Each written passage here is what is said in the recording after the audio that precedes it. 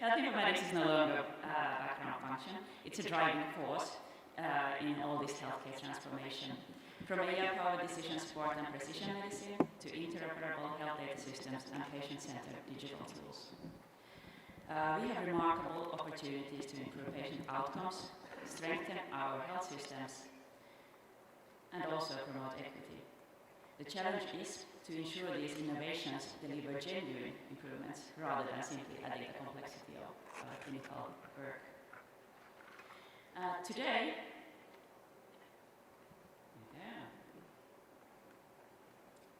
we have distinguished guests, panelists, who will share different perspectives from research to policy, clinical practice and technology development.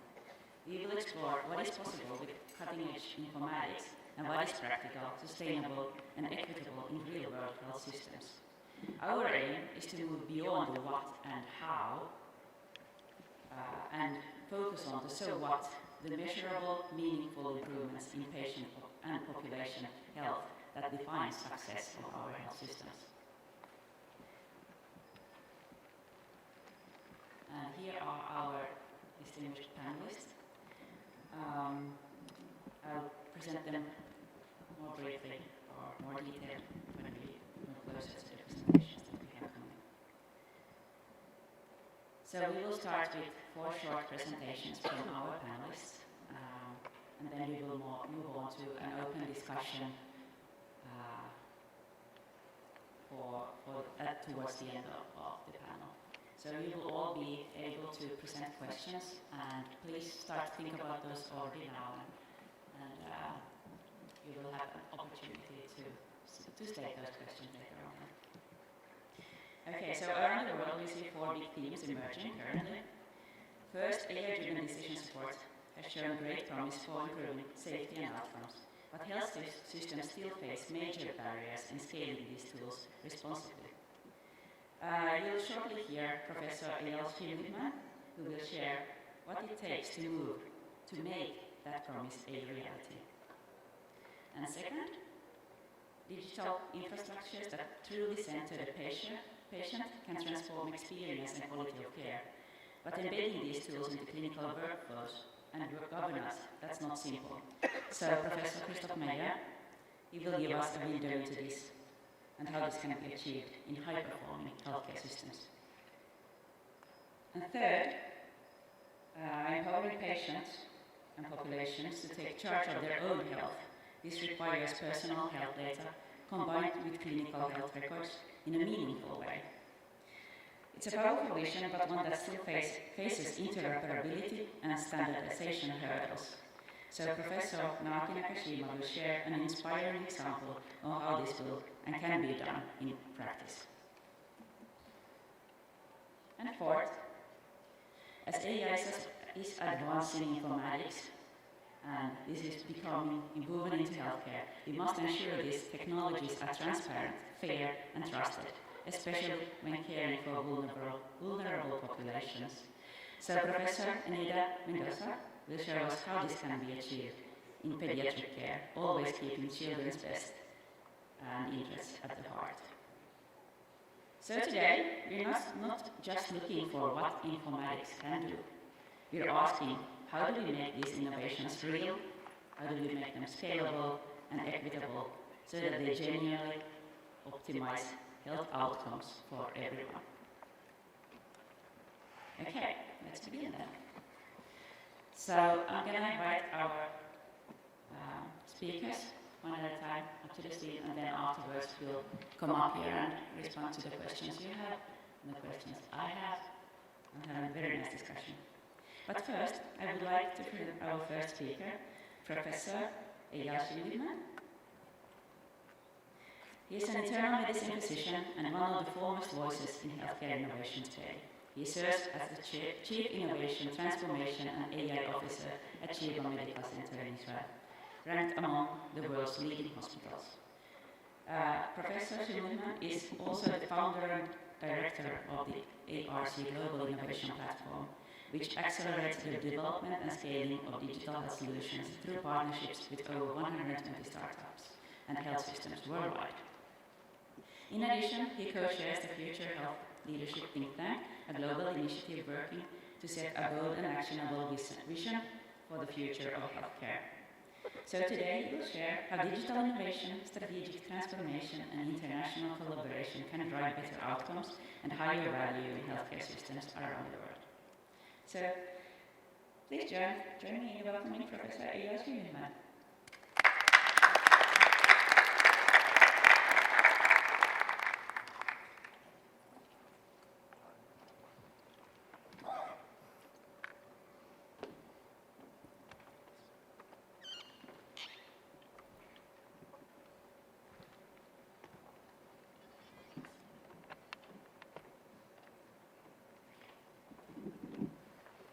Slides up on the screen. So thank you very much. Great pleasure to be here this morning with you. And I think this is a very, very timely topic, especially as we speak a lot about health informatics over the last couple of days. It's really now the question, as was mentioned by Laura, on how do we actually drive this forward on a large scale. And how many times have we been at a presentation when something incredible was presented, but then we ask, was it scaled up? And the answer many times is no. This is our challenge, because to drive value on a large scale, we need to see large-scale implementation happen. And also, I would argue, we'll need to see this globally, not just within specific institutions. So any start to any conversation needs to acknowledge some of our existential challenges that healthcare is facing. And this is similar around the world. So I'm sure all the organizations here in the room are faced with the issues of rising costs, are faced with the issues of workforce challenges. We don't have enough workforce, and it doesn't look better in the future. We're faced with quality and patient safety challenges. And everything you see here on the slide, without having to go through them one by one, obviously is something we've been facing for the past few decades, with very little actually to show in terms of advancement, again, on a large scale. This is why I call them existential threats. And to really be able to address these existential threats, we have to undergo transformation. Transformation is a very broad word, we use it often, but what does it really mean? My role is Chief Innovation and Transformation Officer, and it's critical to make that distinction. In innovation, we create the solutions. Right? I like to call them the shiny objects. And who doesn't like innovation? It's cool, very nice people typically deal with innovation. It's something that we all like to do, and shiny objects, we all like to have the latest iPhone or whatever. Transformation is the hard part, the painful part. Transformation is about introducing innovation to the clinical workflows, to the day-to-day lives, to the front lines of healthcare, and implementing them on a wide scale. Not just as a pilot with a clinical champion we have that will be pushing this forward, but really across the organization. Transformation is the change management that needs to happen. They have to go hand by hand if we're going to see substantial change and an opportunity to solve some of the crises I've talked about before. So in 2019, officially we launched the ARC Global Innovation Platform. The idea was to answer to these two critical needs that you see here. One is to have innovation lead large-scale transformation efforts on a global scale. We're not innovating for the sake of innovation. We're innovating to lead transformation. This is an acknowledgement we have to first of all refer to. So this was clear to us right from the get-go. And number two, we said we'll be missing on a huge opportunity if we don't turn innovation into an economic engine of growth as well. Because we have that capacity when we come up with new discoveries, and we're looking for those discoveries to be implemented broadly across institutions around the world, to also be able to drive the economy, create jobs, bring in investments, bring in large industry to play a part as well. All of that is not just impacting the healthcare system, but is impacting society around us. In short, what we wanted to make sure is we turn healthcare from an economic burden on society, which unfortunately public systems are all over the world, to an economic engine of growth, really the reverse. So these are the two aims we set to ourselves. Unfortunately, in the time I have today, I won't be able to run through all of the evidence to show why this is creating so much attention around the world, but we will of course focus on some examples in a minute or two. To be able to drive that globally, remember the aim was globally, ARC is based on 4 fundamental principles. The first one, of course, is focusing on digital health. I don't have to explain to this audience why we think digital health is the main transformation vehicle for healthcare. Healthcare will be completely transformed through digital health. Not through pharma, not through medical devices. Pharma will have another drug maybe that would extend a patient's life with cancer for another 4 months. Extremely important, but not transformational. What transforms healthcare delivery is digital health. So that was number one. We realized we have to focus on that. Number two is creating enough innovation to drive transformation. For that, you have to tap into both organic and open innovation. Look for the opportunities outside that exist. There are many cutting-edge technologies already out there. We're not doing enough to embrace them and bring them into our system. Make sure that they work, and if they do, implement them broadly. But this is not enough. For transformation, we also have to come up with new solutions. And this is called organic innovation, innovating from within, tapping into our clinicians to identify the gaps. They are on the front lines, they know the gaps the best. And tap into that resource to be able to drive more innovation so that we have enough to drive transformation. Number three is setting up an entrepreneurial culture. Entrepreneurship culture answers to many critical issues that we lack in healthcare. One, of course, coming up with new solutions, new pathways, new methodologies, new processes. That mindset is critical. But it's also, entrepreneurial culture also means we're open to change. We're open to introduce new technology. We're open to champion new solutions. And also that culture drives away burnout. We know we all are struggling with burnout with our clinical teams all around the world, especially after the pandemic and with the shortages we have in the workforce. So entrepreneurship culture drives that away. We've seen it many times happen across the world. Finally, international collaboration. How do we build enough collaboration globally to really leverage what collaboration has in mind? So we put together 35 healthcare systems around the globe in 14 countries that are represented. Among them, 350 hospitals, because every name here is, of course, more than one.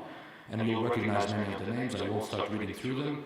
And we work together to drive transformation. This is the heart of what ARC is, working together. It's too challenging for one organization to deal with alone. We have to work together, like-minded organizations that realize that we need to work differently, transform, think differently on how we conduct care. So without transformation, innovation will only lead to incremental change. This is not enough. We owe this to our patients to go much broader. We put together a full transformation roadmap. I won't have time to cover today. Happy to share it, of course, with anyone that's interested. That starts with resources that we need to invest, strategy where we need to focus, a mission on what we need to improve, an overall vision of best healthcare services as well as the global impact that's required from leading institutions around the world to lead. If we do a deep dive into the transformation tools, what we call high impact or high value transformation tools, these are the areas, and I won't go through them, but these are the areas that provide added value, that impact outcomes whenever you're focusing on them. If you're asking yourself whether or not you should invest money in a process, ask yourself whether or not it answers to one of those 5. And sometimes it could answer to 2 or 3. It could be patient empowering and providing care without an address, as you'll see in a second, or redesigning professional disciplines, or transforming decision-making processes. All of these provide high value. And this is where we need to focus in terms of setting our objectives and setting our attention. I'll describe very quickly 3 examples, because we have to talk about where this is going.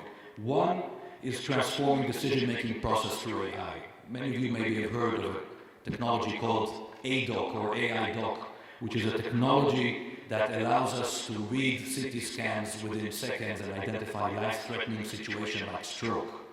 We implemented this at Sheba in 2017. We did clinical trials to measure the impact.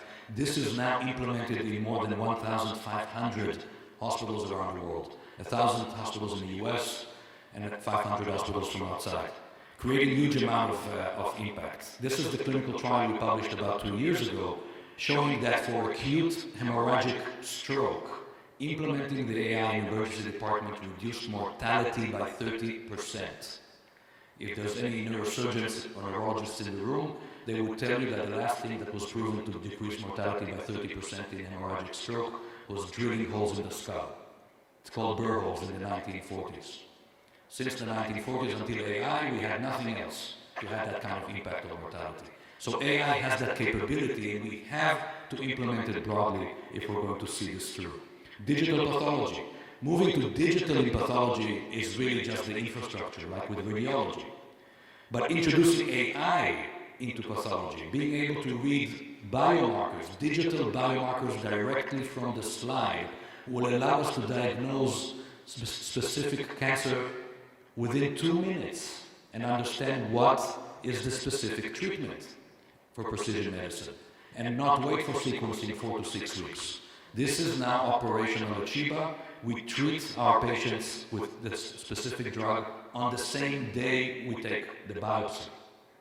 We cut 4 to 6 weeks on waiting for the results to come in, and we're now measuring the impact on survival that this has. And of course, we understand that there is an impact. Care without an address, critical.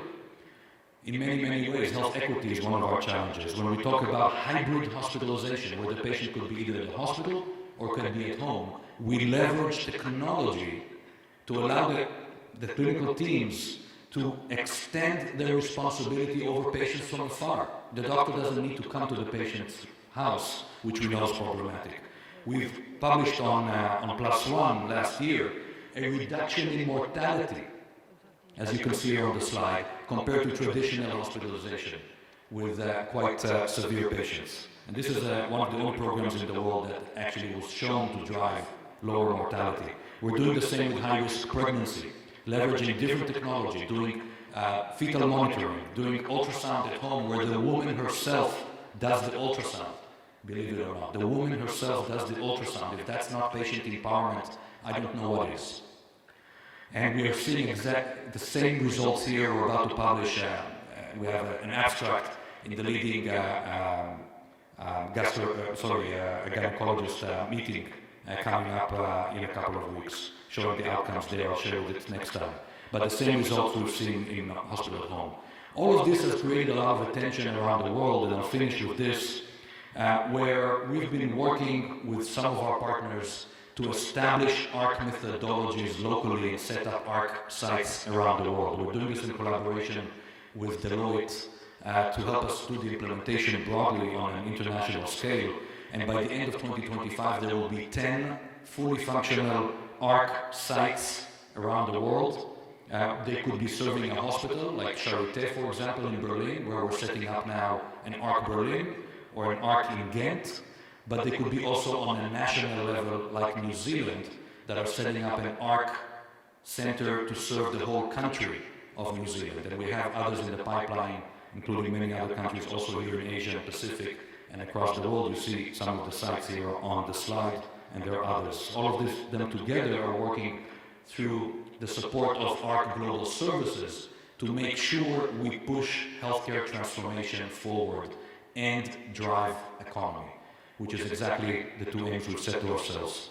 And I'll finish with this slide just to show where ARC is thinking we need to play a role. We're here to write the next chapter in the textbook of health. We all understand, I think, obviously folks that deal with medical informatics, we all understand that we're at a tipping point where healthcare 10 years from now would look completely different. And we could be the ones writing that and leading it, or we could be followers, either early or late adapters. And ARC is the leading force today around the world to set that new reality for the future of healthcare. Thank you very much.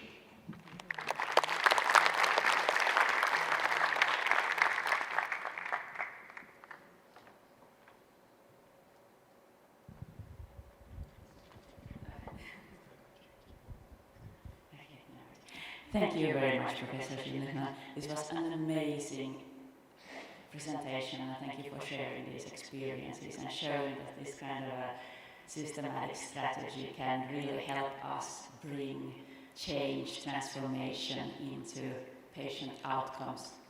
That was amazing, thank you. Next, I would like to present our second speaker, Professor Christoph Meyer. He's an accomplished physician leader whose career spans clinical excellence, academic leadership, and healthcare innovation. Until the end of 25, he served as the director of the Department of Internal Medicine and at the University Hospital Zurich, and he's also a faculty member of the University of Geneva's medical faculty. So Professor Meyer has served on numerous boards, both in Switzerland and internationally, including the board of directors of the Novartis Venture Fund and the Newsweek Expert Group, Expert Board for Global Hospital Rankings. And previously as Chief Medical Officer and Deputy CEO at the University Hospital Basel, he has implemented value-based healthcare and patient-reported outcomes measures to drive quality management and business development. He also holds medical degrees from the University of Basel. And today, he will share with us insights on how advancing health IT, including AI, can serve as a key driver for high-quality patient-centered care in an era of growing demands and workforce challenges. So please join me in welcoming Professor Christoph Meyer.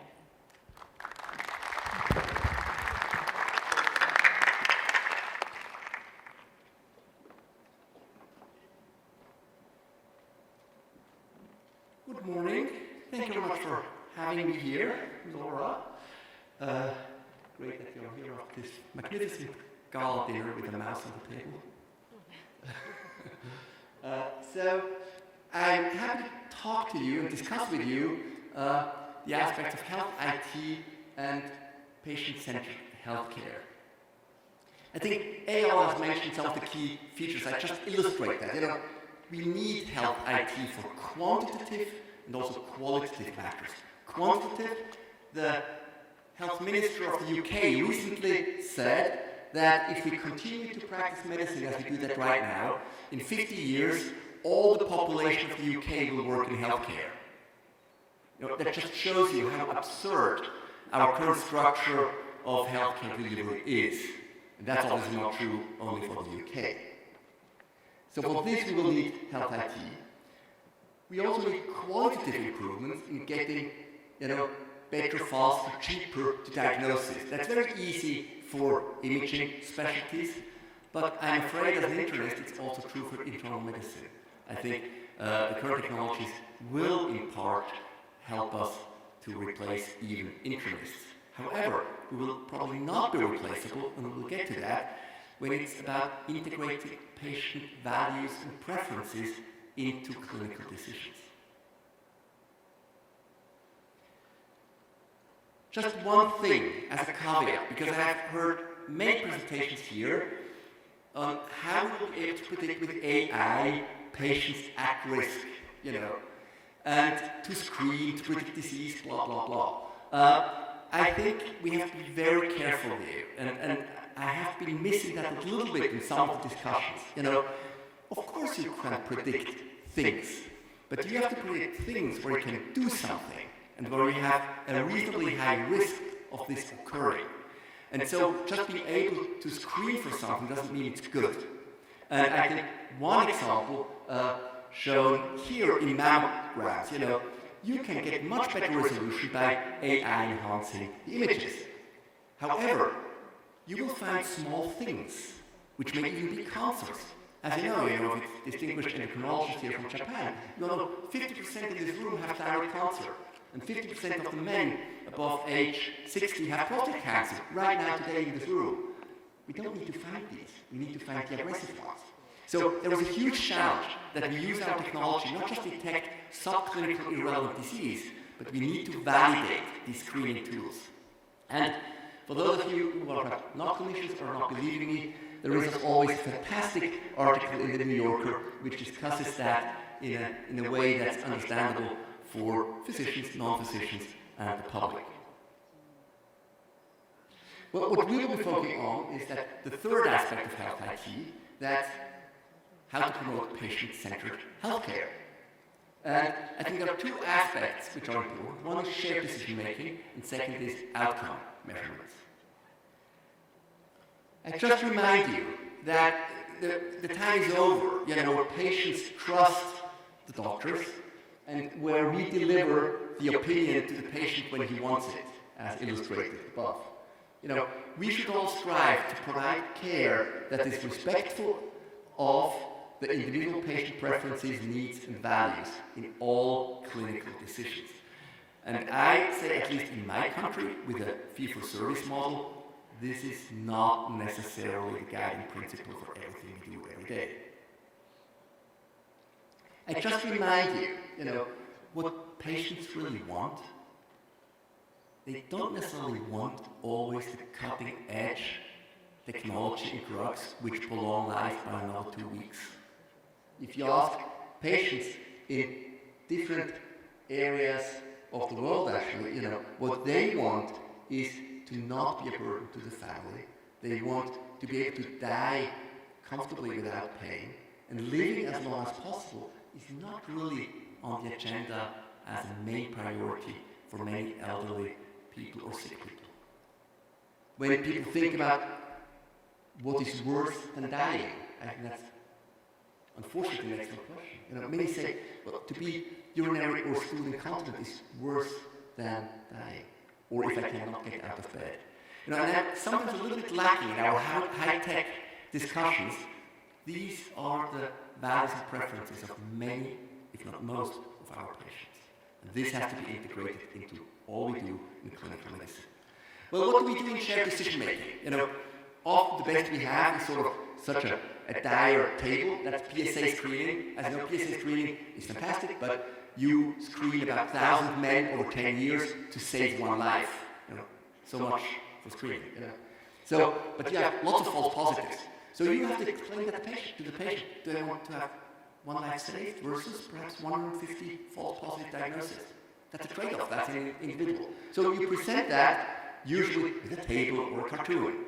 Well, you can do that more elegantly, and that's something that we have worked on over the past few years and have published a booklet in Frontiers in Digital Health, to have health IT help you navigate through difficult decisions.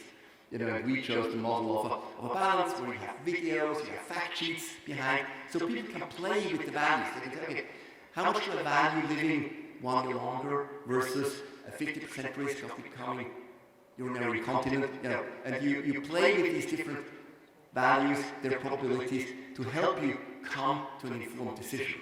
That's pretty complicated. You need really films, videos, fact sheets, because how do people understand what it means to be, urinary incontinent? Not everybody knows, and so you have to explain that. Now, you can do that. Obviously, and we have implemented chatbots as well, but at the end I think there will be a discussion with a human being, but chatbots are extremely effective, as you know. That's a slide from Hippocratic AI, just showing that obviously a chatbot costs about 1/100th of the cost of a nurse. And that's great. What is a bit depressing is, and you probably have seen that if you evaluate the empathy of chatbots, it's much better than physicians. If you do a chatbot discussion with patients, 45% of patients say the chatbot is empathic or very empathic, whereas only 5% of physicians are. Okay, so I think we have some room for improvement for physicians there. I also caution you on the language. In this paper they talk about the empathy of chatbots. I have a hard time with that, because empathy, I just cite the Oxford Dictionary, it's something you feel with the patient, and I still believe that chatbots do not feel, but I somehow believe that we feel. So we have to be careful that we don't attribute too much emotional power to chatbots. Well, second thing, after shared decision making, where you can use IT tools to save workforce, and yes, we simply do not have the personnel to have a half an hour shared decision making discussion with every patient. So there IT can help. The second area is outcome measures. I mean, you've heard about PROMs. PROMs are outcome measures which are reported by the patients without anybody interfering. And that just shows you the example from iJohn hip and knee osteoarthritis. And so you not only look whether the patient survives an operation or has an infection, but you look at pain, autonomy, quality of life, etc. Now, right now, these things are done with questionnaires. And when I implemented that in Switzerland, patients are enthusiastic about it for the first 3 months. And then they say, oh gee, my hip is in, I'm feeling fine, why should I waste my time filling out questionnaires? And I think there is really an area, and some startups are working on that. It's not complicated, you just have to do it. That you use biosensors in iPhones to measure mobility, daily activities of living, falls, etc. And that you use these real-life data as prompts, rather than filling out 20-minute questionnaires. The technology is here, one just has to do it. And I think that's my last slide, showing that you need to, if we believe that measuring outcomes is relevant, for me as a clinician and as a patient, that's the ultimate goal of what we do. And if you want to become better in measuring and assessing and comparing outcomes, we need to facilitate the process. And again, that's not filling out questionnaires for 20 minutes. And there are examples, for example, this one published in the New England Catalyst, that if you integrate prompts in the electronic healthcare record, you get to a much higher capture rate. Because if you want to avoid bias, you probably need to have at least 80% of your patients in filling out prompts baseline, but also in follow-up. And in breast cancer, follow-up goes up to 10 years. And if you integrate that in your electronic healthcare record, and that's a very nice example where they show that they get above the 80% threshold by having that in the electronic healthcare record, just compared to just having it in the standalone application. So in summary, I think health IT will help us to hopefully promote shared decision making, something that has been around for 20 years, but it hasn't really been done.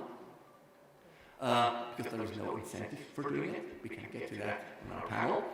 And the second is measuring outcomes, which, ICHOM has been promoting for 50 years, and it hasn't really caught on, except Sheba, Basel, the Harvard Hospital, a couple of others, but it's not really a worldwide revolution. So I think, and I submit to you, our challenge is not getting ever more cutting-edge informatics, it's just getting done what we already principally know how to do.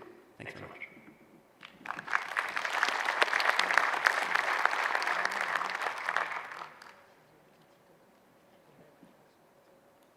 Thank you very much, Professor Meyer.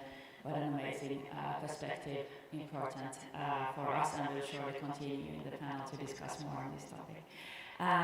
Next, I would like to present Professor Naoki Nakashima. He's a distinguished leader in the field of medical informatics with a background that bridges clinical expertise and cutting-edge data science. Originally trained as an endocrinologist and diabetology specialist, he now serves as professor and director of the Medical Information Center, as well as vice president of Kyushu University Hospital in Japan. Professor Nakashima has played a pivotal role in advancing informatics in the Asia-Pacific region. He served as the president of the Japan Association for Medical Informatics and the Asia-Pacific Association for Medical Informatics.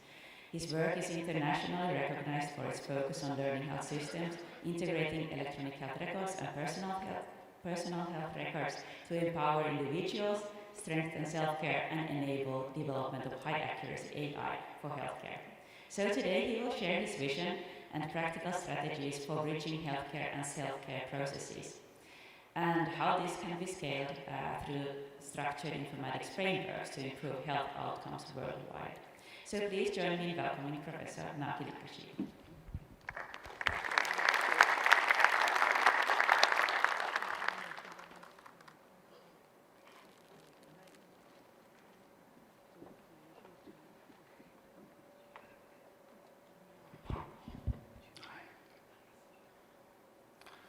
Thank you, Laura, and thank you very much for inviting me to this MedInfo plenary session. My name is Naoki Nakashima from Japan, Kyushu University. I'm working on the bridging healthcare process and also the self-care patient side process, bridging. So I want to show you about the concept and model today.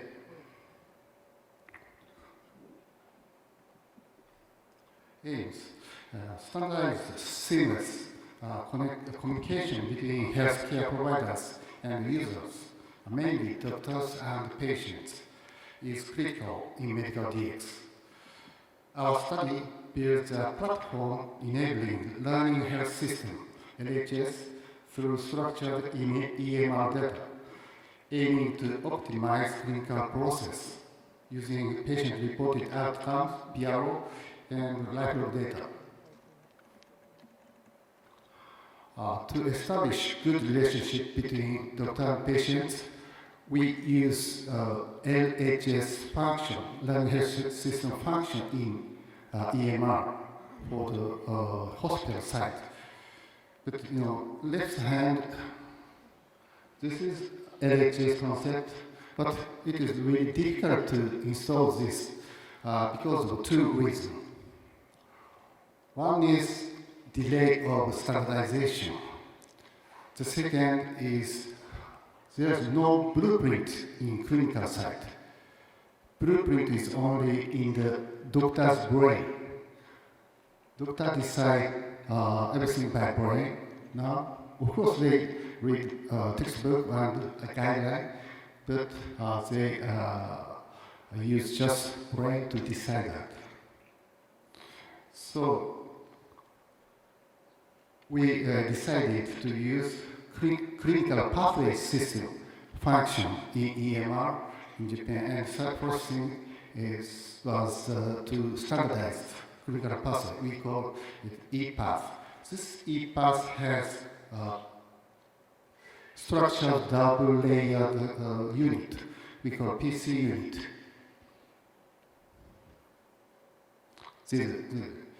And we can map on the inpatient or outpatient clinical process with this PC unit. This is admission to this discharge map. So, for example, to know this kind of no post-operative infection in the next day of the operation, we usually check this body temperature and drainage and white blood cell. This is the usual way. So we can use this kind of blueprint in the clinical side. This is one case results about the lung cancer clinical pathway.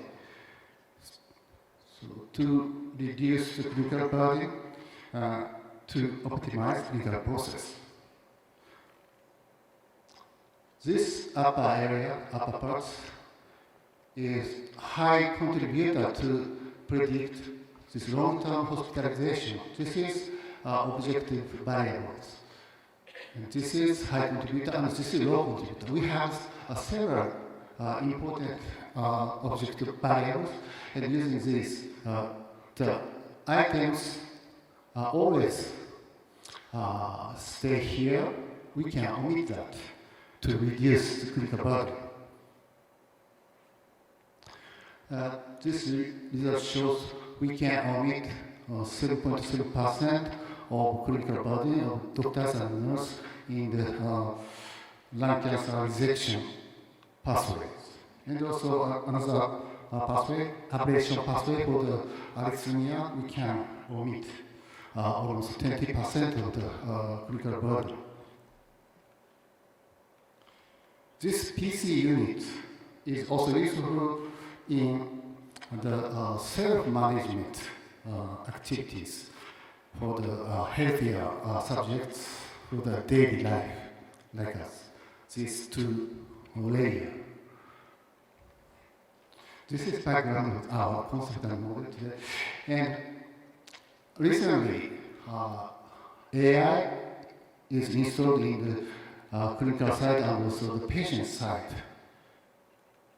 And this makes some conflicts between them, because not like this. But now this LHS can support doctors, and we developed LHS application in smartphone and make this the mutual communication between them. In that case, this AI side in the patient can learn the scientific advice and knowledge. And also the doctor AI can learn daily life log and PRO. And then we can make it better doctor-patient relationship and engagement, and better healthcare management, and better AI development. This is a higher level, higher order concept of this model. This is patient side, PHR, and this is LHS application. And this is hospital side, HIS.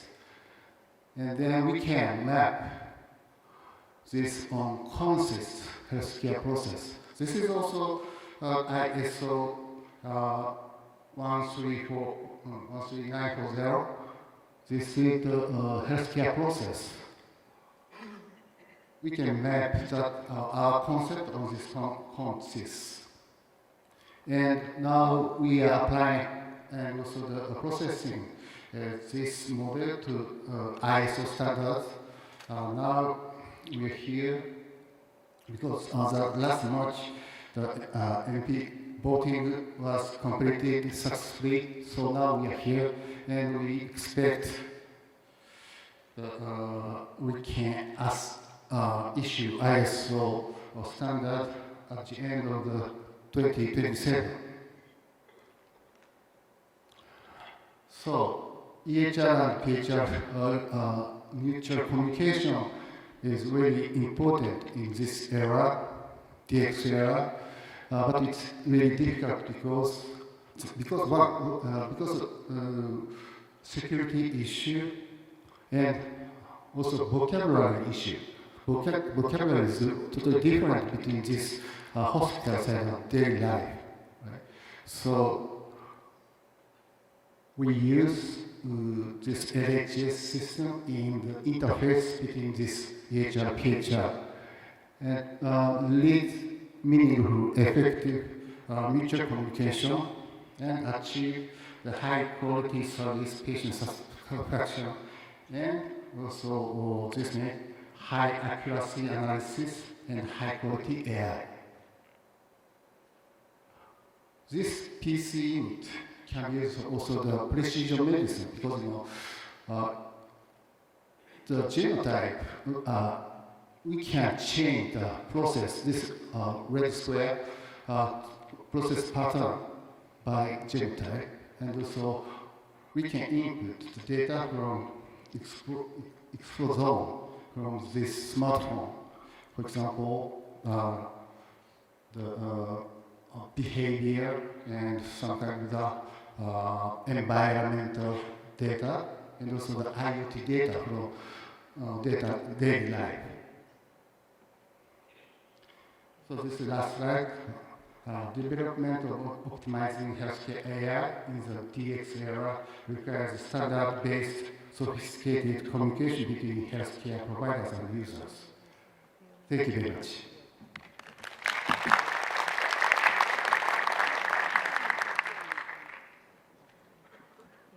Thank you very much, Professor Nakashima. This was very interesting, and thank you for highlighting how we can integrate personal and clinical health data to strengthen individuals' empowerment and learning health systems. And next, I would like to present our final speaker, Professor Ineda Mendoza. She's from the University of Cincinnati in the US. She's also the division director for the Children's Hospital Medical Center. And she's a physician scientist whose career bridges pediatrical critical care and biomedical informatics. Her research is dedicated to advancing clinical practice and promoting health equity through innovative uses of informatics.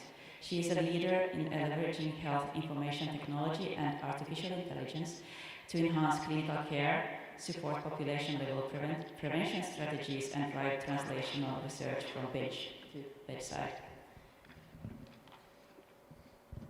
Professor Mendoza's work is internationally recognized for its focus on ensuring that cutting-edge digital tools are applied in ways that are not only effective but also ethical and equitable, particularly for vulnerable populations such as children. So today she will share governance strategies and practical examples on how AI can be implemented into pediatric settings, always keeping the child's best and interests in the center of the decision making. So please welcome. The floor is yours. Good morning, everyone. Good morning, and thank you to the conference for the invitation to speak today. I'm going to talk a little bit.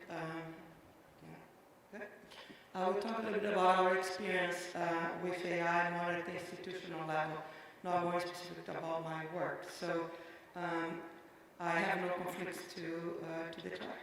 So Cincinnati Children's, for those that do not know, it's in the middle of the United States, in the Midwest. It's about a 750 bed hospital.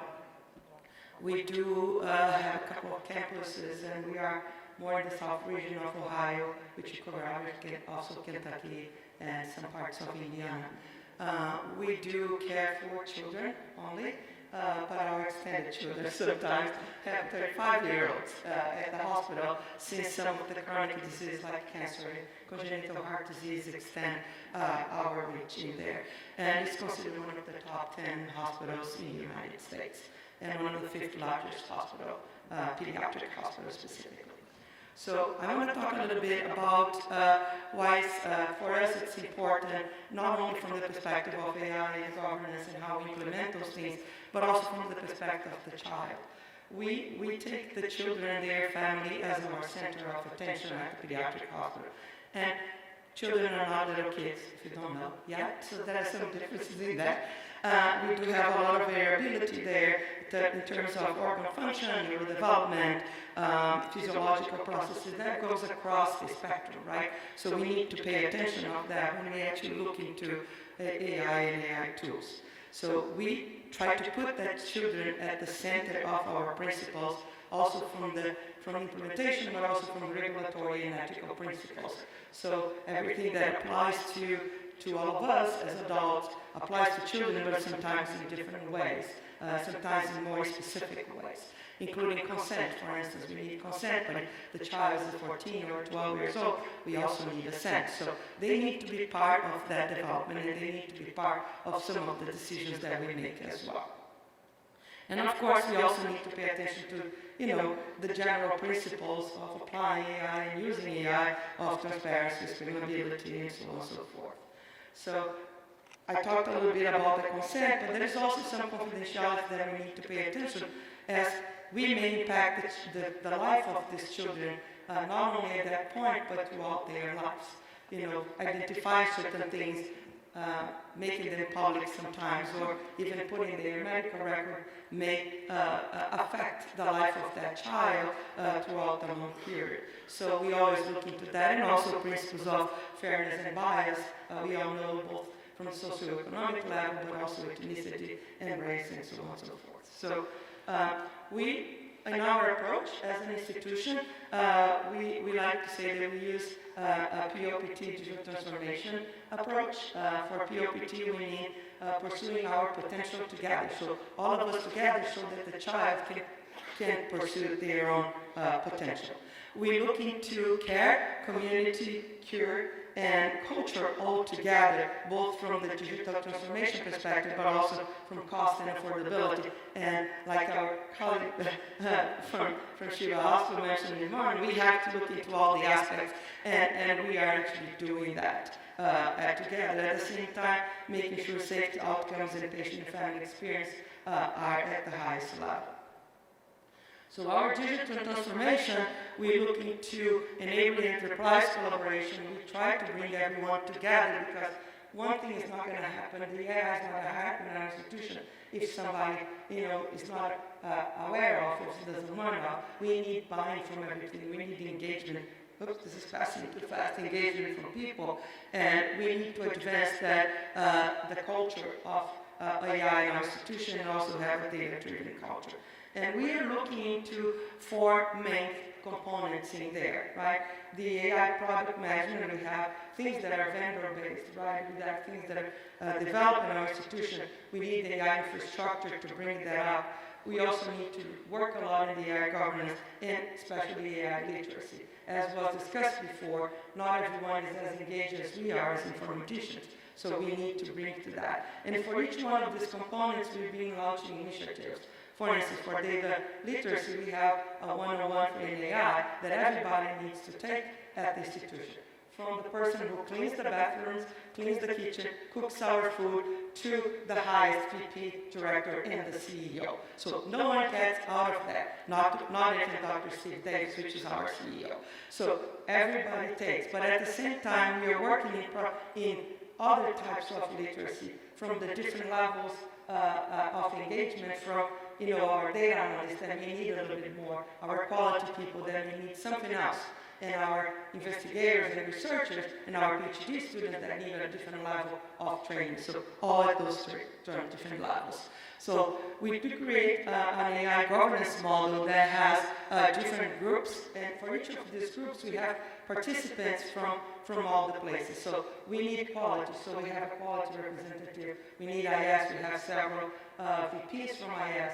And the CIO, we need the CMIO there. We need the faculty members from different divisions, all of that together. We also need folks from the families, etc. And all the decisions are done from the technical to strategic to technical perspective, and vice versa. We try to learn from each other from all these representations.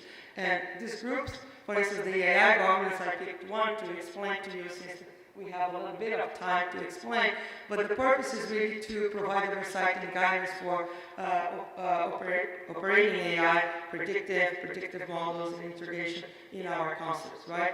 And the committee is responsible for the guidance and the process, and we have several in place right now, and we are revisiting them because things don't stop, right? We need to move, and there are challenges that we face as we put some of these things together. We have, we review what the AI and ML models create. For instance, if there is a vendor that wants to come to us and say, we have this, or a clinician wants to put up a new thing that he learned from the vendor, or if we have an investigator from our own institution that creates a model, all of this goes through this process. And we are trying to learn more about how to speed up this and how to make sure that we are accounting for all the things that we need to look for.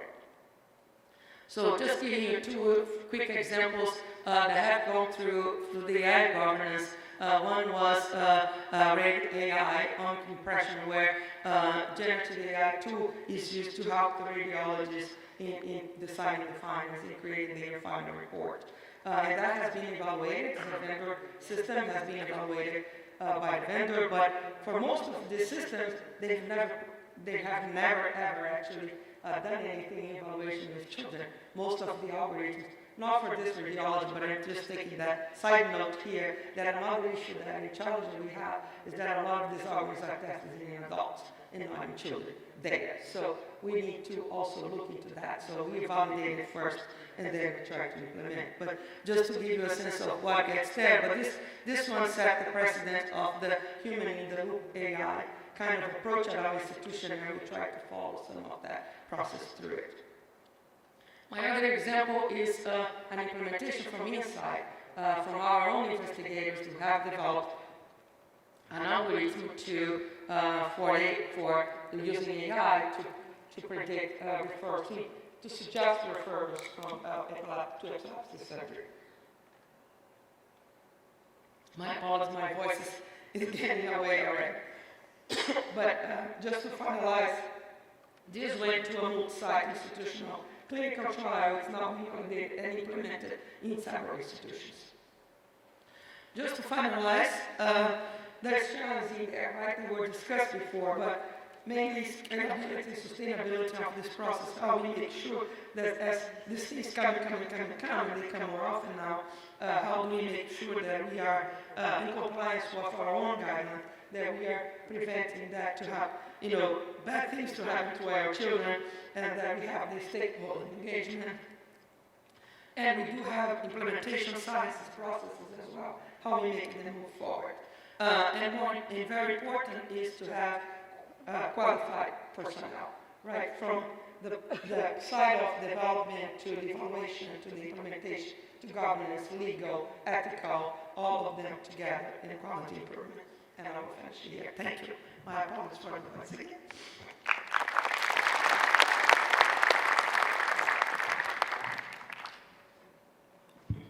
Thank you very much, and thank you for reminding us about the importance of ethics in whatever we do and how we can embed this in a structured way through governance and strategical planning. Okay, so next, I think we've heard about scalable digital health models, practical applications of AI. We've had health IT, patient-centeredness, important perspectives, how to approach those, innovations on bridging clinical practice with patient-centered healthcare, responsible AI, particular for vulnerable patients. So we'll next move on to a discussion, and as I said, this is an open panel, so please start thinking about the questions that you want to ask our panelists already right now. You'll have space and time to do that a bit later. And we're going to explore how we can translate these different powerful informatics innovations into real life impact. So how we make scalable, sustainable, and equitable solutions that support healthcare and optimize health outcomes. So next, I would like to invite our panelists to the scene, and we would continue the discussion.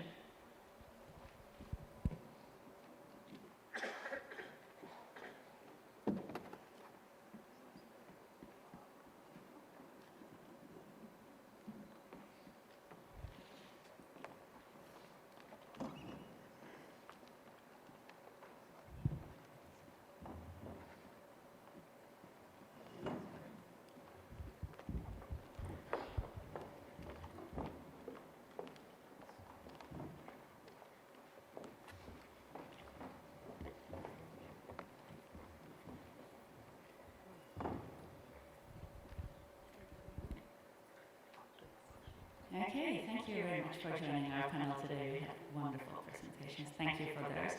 So I'm thinking about many things. This raises a lot of questions, like how should we and how can we do our work better in healthcare on individual and also organizational system level. But first I would like to know what are the most critical factors that we should and must address to realize the full potential of informatics for optimizing health outcomes. Do you have thoughts, based on your experience, what are the most critical factors? Yes, please. I can start. Thanks. I think that the crucial question. I'm representing a fee-for-service, still a fee-for-service country, so you have to take that with a grain of salt for every country that's organized more intelligently than a fee-for-service model. But I think in these models you need incentives, otherwise it's not going to happen. And so either financial incentives that you get reimbursement for implementing that, or you clearly show benefit. And I think that's something else I observed here over the past few days. We have fantastic solutions, but we not always have data showing the value in terms of how much workforce do we save, how much money do we save, how much time do we save. So I think there was a burden on us developing such solutions, show this value, and then get incentives and reimbursement for these solutions. Second, I think, patients are key. If patients are not asking for certain things like outcome measures to compare quality, well, it won't happen. If patients don't ask for being integrated into shared decision making, it won't happen. And at least in many European countries, in mine, the patients are astonishingly silent, patient, and tolerate a lot of suffering, I would say, without being more vocal to expect more from us. So of course it's a long list, but I want to focus on one item which I think is extremely important, and it touches also on the patient's side, but it's the culture change that's required. And the culture change has to involve both the clinicians as well as the patients. And I can give you a lot of examples, but maybe one of the, I think, most interesting example is telemedicine. When we, it's not anymore a technology question. It's not a technology challenge. We use on our phones every day telemedicine or telemeans, right? To do video with our friends and family. We could easily do this with our providers. But still, if you ask most providers, they will tell you that it's extremely inferior to face-to-face meetings. And even if you ask most patients, they will tell you that it's extremely inferior. We think telemedicine, for example, is an opportunity. It's not just something that is, a default that we have to do when there's a pandemic. It's an opportunity. It gives us an opportunity to reach populations that otherwise do not have access to care, whether it's remote or rural locations. It gives us an opportunity to reduce the cost of care. It gives us the opportunity to provide even more patient-centric care. Imagine the patient who needs to come to the hospital, wait in traffic in most of our cities. We suffer from that. Look for parking, wait for an hour or sometimes more in the waiting room to see a patient, to see the doctor for 10 minutes. That's a huge waste if we talk about lean. But telemedicine provides you the opportunity for that individual person to stay at home, care for his children, work, or do whatever he can, and then when the doctor's ready to see him, gets an alert to say, please go online now and speak with your doctor. So there's so many opportunities, but still we lack the implementation, not the technology. Again, there's no technology barrier here. So how do you make that large-scale transformation happen? For example, at Sheba, currently 20% of our ambulatory services are through telemedicine, but our goal for next year will be to reach 30%, and we try to increase this from time to time. And during the pandemic, it was close to 50 because the infrastructure was there. This is not just waiting for pandemics. We have to work on this. We have to work with our clinicians, and we have to work with our patients to make sure that this is something that's embraced and we see the potential that exists.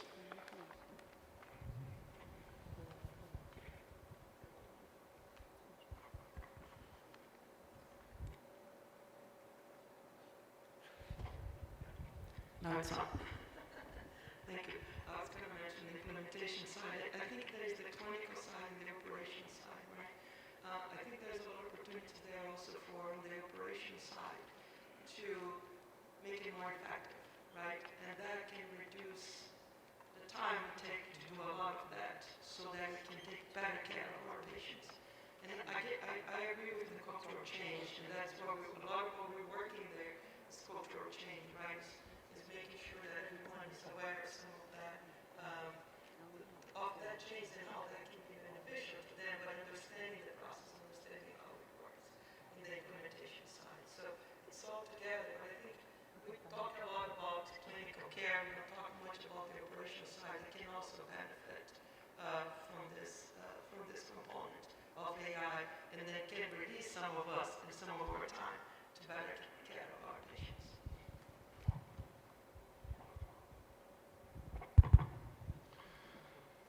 Yeah, the patient-centered medicine is really good, but it's not mean providing everything to patients. I think this patient-centered is the relationship between the patient and doctors, as I told you, and this produces value because learning health system kind of the improvement cycle produce value. For example, this is cost-effective the medicine we can achieve by this LHS. So in this case, we can operate this in the this clinical site continuously. So I think the operation aspect, we need this kind of the continuous improving cycle which produces value. Thank you very much for these insightful thoughts. And I'm thinking, like, I hear cultural change, I hear supporting clinicians to like incentives to motivate them to better take into consideration these perspectives, also infrastructure and governance models that we really plan ahead strategically, think how we can transform the way that we are delivering care and where is the technology appropriate and where not. Maybe based on this one, I'm thinking ahead. What I see and what I hear a lot, we are doing so amazing work in some places, pilots and local solutions. But how would we in the future be able to scale up all these like success stories?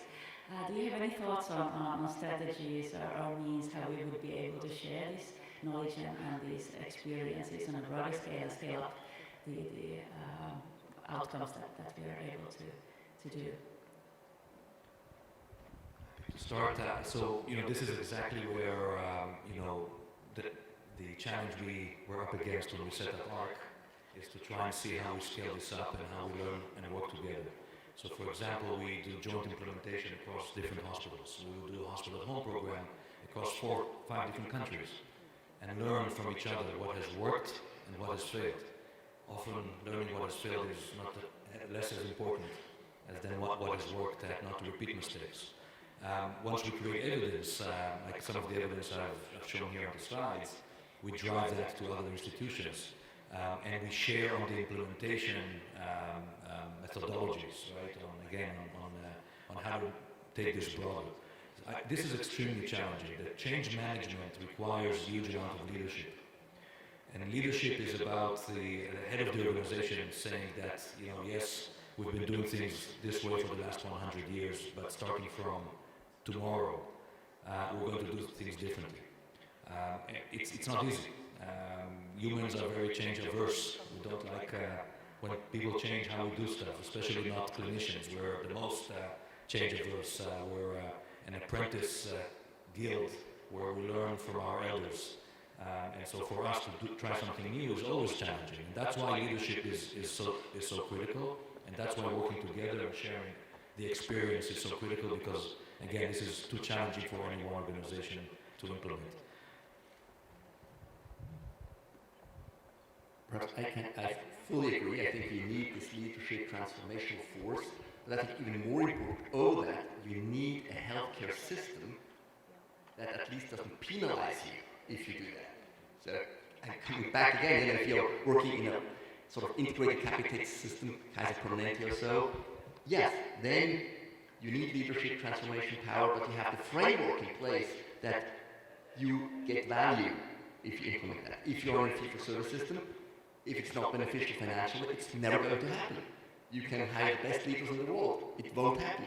You can't get a car dealer to sell bicycles if he doesn't get incentivized economically to sell bicycles.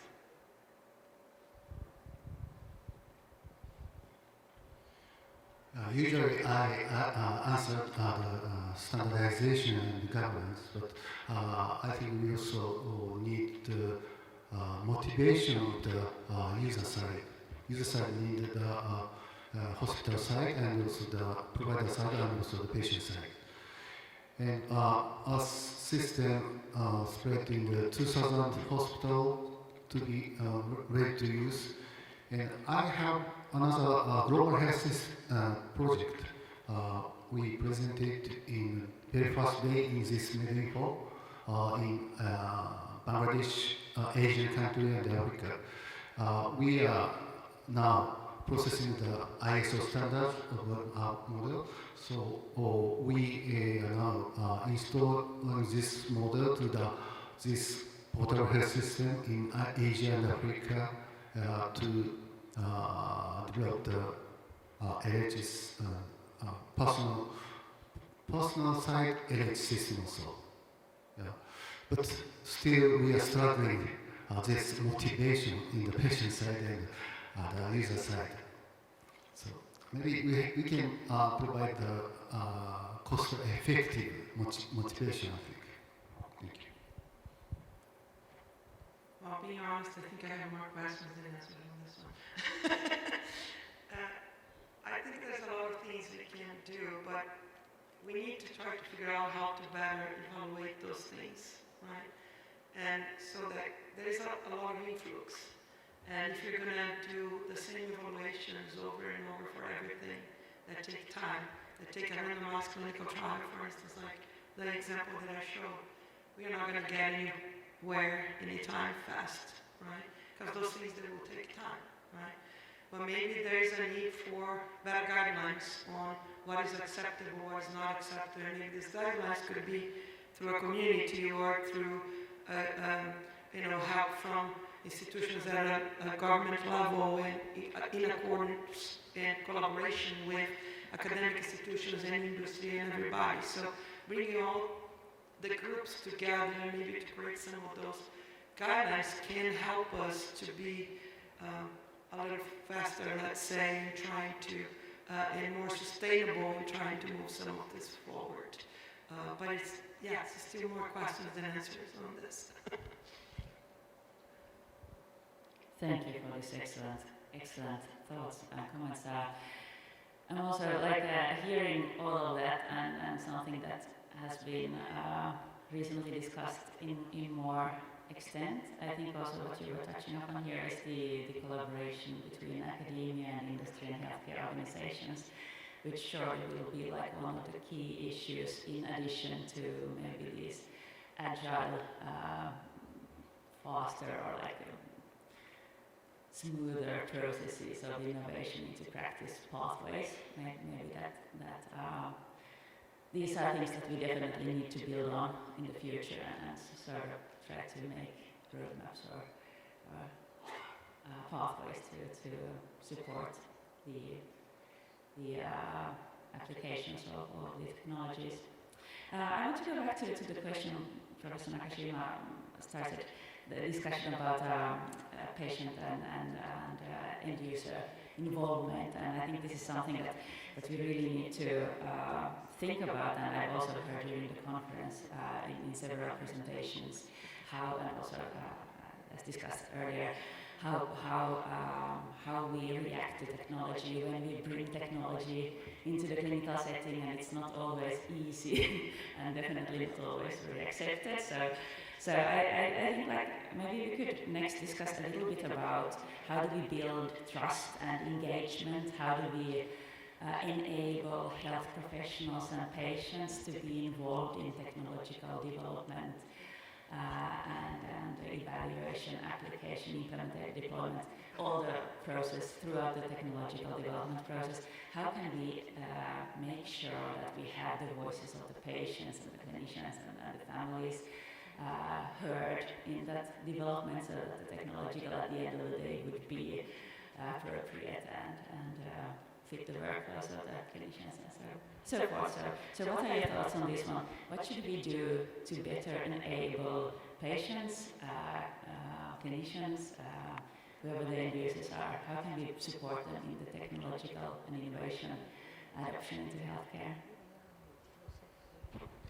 So, I think for healthcare professionals and physicians, my take is as always a little bit cynical. I think for physicians, it's a fear of loss of autonomy, and it's a fear of loss of revenue, rather than mistrusting the technology. It may be different for other professions, but we have to be clear on that, so we can address it.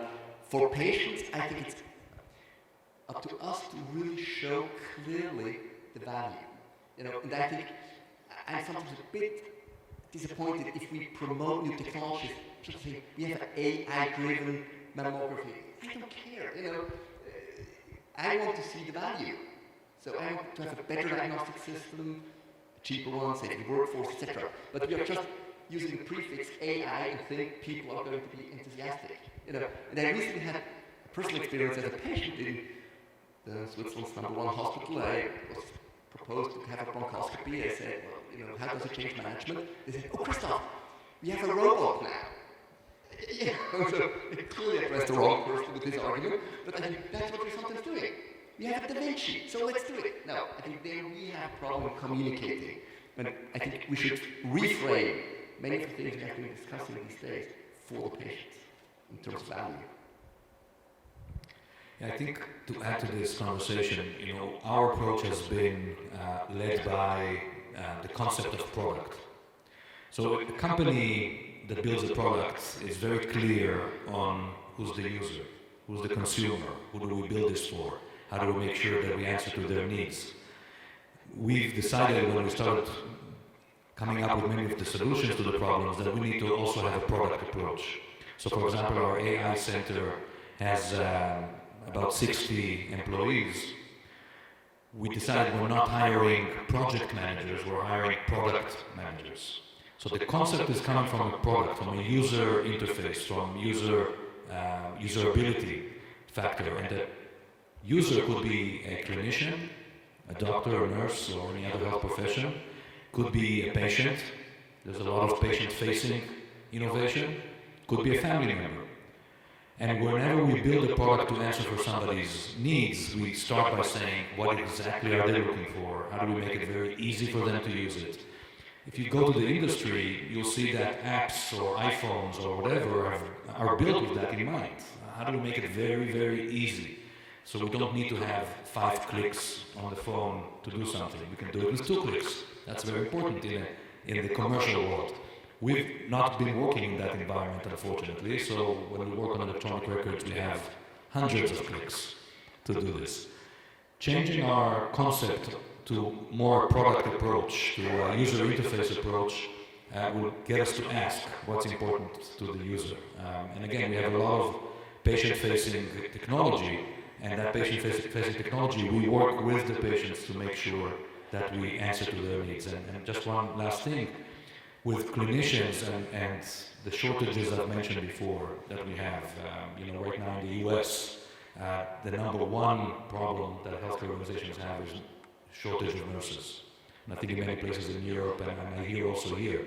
So it's a huge, huge issue. On top of that, of course, the burnout of the existing workforce. When we think about all of that, we will not be able to introduce any IT system today that adds work to the clinician. If the solution I'm bringing in and I want to implement would add work to the overstressed clinicians of today, it will just not happen. We might as well forget about trying to do this. So it's really up to us to make sure that what we do introduce actually reduces the workload. And of course, a lot of new solutions, generative AI, of course, comes to mind, ambient technology, and so on, has that capability to reduce workload. And this is what we're going to need to implement in the next couple of years, again, to solve the, what I call existential threats we're facing. Yeah, we have a multi-layer, similar to what you were discussing. We do have a communication approach both for families, children, and the healthcare providers and other people at the hospital, everybody who works around.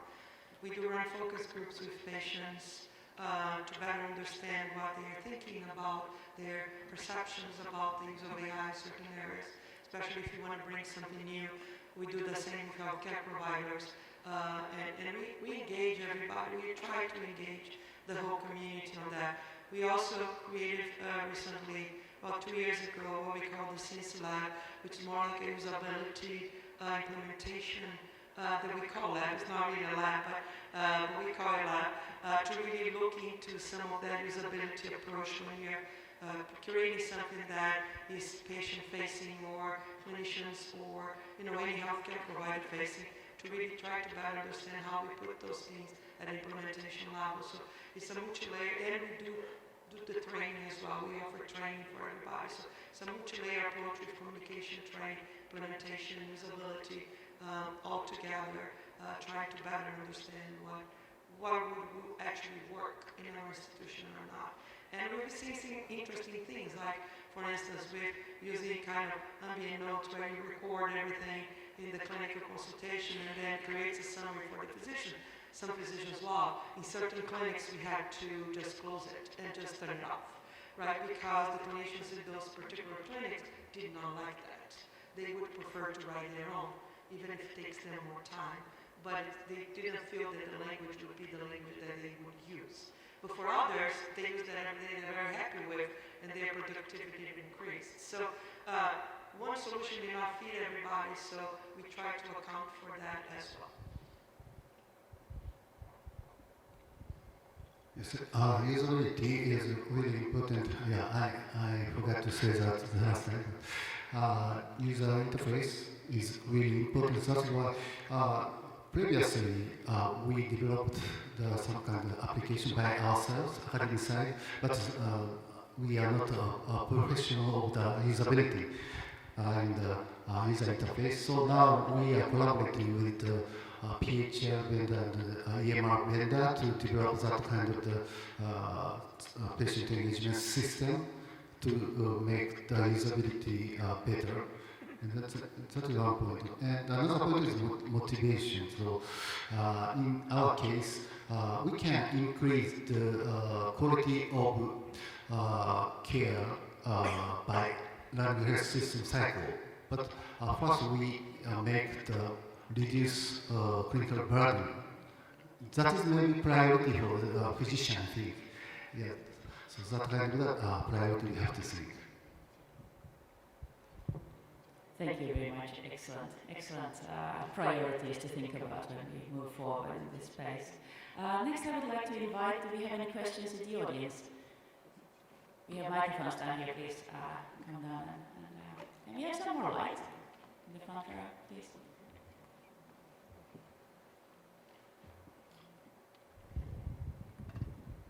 Yes, hi there. My name is Rachel Desai. I work for Health Direct as the Director of Sustainability. Climate change is the biggest threat to human health outcomes.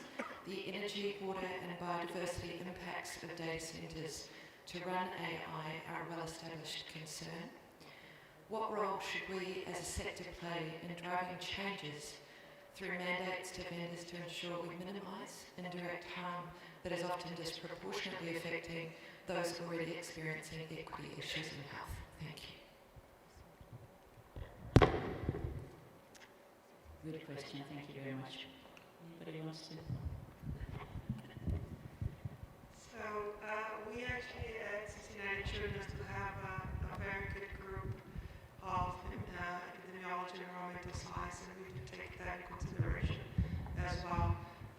We do have, for instance, all our data geocoded at this point, and we do use that geocoding for looking into not only social determinants of health or the social characteristics of the population, taking that into account in our reports, but also the environmental one, especially things that, like asthma, for instance, right? We have several studies, and then we try to apply that at the level of care as well after we do this study. So we started as a research component, but we try to bring that to the bedside at the same time.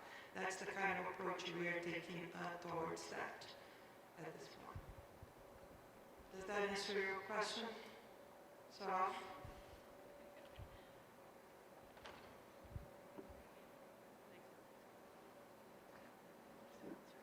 Chris Holleris from Geneva University in Switzerland.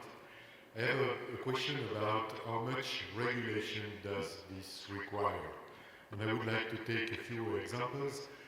I hear since 20 years in these conferences that it's no more a technological problem, it's a changing culture and changing society problem and adoption problem and resistances of clinicians and so on.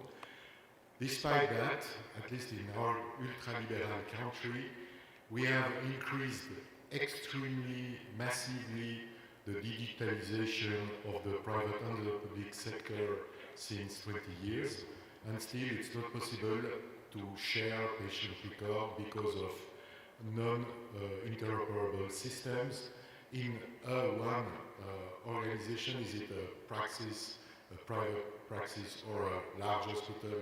Systems do hardly communicate one with each other.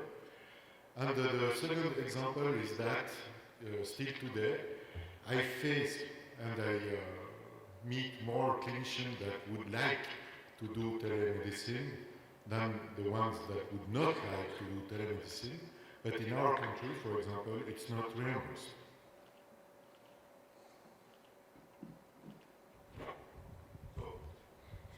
To summarize, the question is how much regulation is it needed? So we see, maybe I'll start, we see differences between countries for sure, especially in international audience and international conference like this. Over on the stage, we've heard already a lot of different perspectives throughout the last couple of days. We've heard a lot about what happens here in Taiwan, for example, and how regulation has allowed them to share data between the healthcare institutions here for the past, I think, even 15 years. And same happens in other countries. I think bottom line, yes, regulation is important. Yes, national initiatives are critical. Yes, some countries get it faster than others. But we need to learn from each other. We need to learn what has worked and what kind of solution made the most impact. Is it interoperability? Is it standards? Is it working on single EMR? We're sharing a lot with many of our partners. Singapore just made a decision to go to a national electronic medical record. One of the only countries in the world that made that decision. Of course, a lot to learn from why they made that decision and how will it go forward. My personal friend is in charge of that implementation. We're following very closely what that looks like. So I think it's these engagements that we have in a conference such as MedInfo, and of course others, that require us to really learn what others are doing and ask for the evidence. Interoperability, for example, was shown to improve patient safety and reduce costs in some countries. And there's evidence that supports that when you share data. And that needs to impact decision making. The same, of course, in telemedicine and the reimbursement questions. I think there's no issue that telemedicine needs to be reimbursed. It's mainly a semi-political regulatory question, but there's no question in terms of what works and what doesn't and what provides better outcomes. That telemedicine needs to be reimbursed to improve many of the issues that we're facing: health equity, rising costs, patient-centric care, and so on and so on. So it's really about, again, learning from each other and making bold decisions on a policymakers level. And I would urge all of us to go back home and share that with our policymakers. Perhaps a brief comment, if I may. I fully concur obviously with Christian's analysis of our home country. I have been convinced that working on regulation will solve the problem. You know, and you have been, I have been, many of us have been involved in, over the past 10 years, talking to politicians, etc. And in a very liberal country like ours, it just doesn't work. You know, and in addition, as you may know, in Switzerland we have 8 million inhabitants, 26 cantons. They are responsible for healthcare. So I'm completely disillusioned. So I changed my strategy now to go on financial incentives. So to try to get patients to ask for telemedicine. And if they ask from the politics to have telemedicine reimbursed, it will happen. And this can occur for many of our items. So I have shifted from regulation, which is easier, to choosing economic incentives so that you play the system with its own rules. Maybe just to add, the example I gave on the 30% reduction in mortality in the emergency department for patients coming in with an hemorrhagic stroke. Patients need to know this. If I have parents, elderly parents or myself, live in an environment where my emergency department, where I will be going, unfortunately, if something like this happens, does not have the solution, then I'm in a problem. So I think if we convey and communicate the advantages, like this example I provided, then we will also have our patients and our populations demand this and go to the politicians and say, you need to figure this out. There needs to be data regulation, there needs to be AI regulation, but it needs to be available. We cannot have some places in the world where we can reduce 30% mortality and other places where we can't because of regulations and politics. Thank you very much. Thank you very much for the questions. I'm sorry, we need to continue the discussion during the break, if that's okay. I see we have one other question there waiting for us, but unfortunately, we are running out of the time. It would be wonderful to continue the discussion. I think to sum up, amazing presentations, amazing discussions, questions. Thank you very much for your contributions, everybody. we will need to look into how to strategically embed these thoughts into bedside management, organizational management, regional leadership, policy level, all of that. And I think maybe EMEA also, EMEA working groups, EMEA as a community has a very important role here to explore these things and to provide ideas, documentation, share the knowledge to help us support sustainable health systems in the future as well. So with these words, I would like to thank our panelists for your wonderful presentations and contributions, and we have some gifts for you, so don't run away. we need to take a picture as well. So. But also to our audience, thank you very much, and I hope you enjoy the last day of the conference.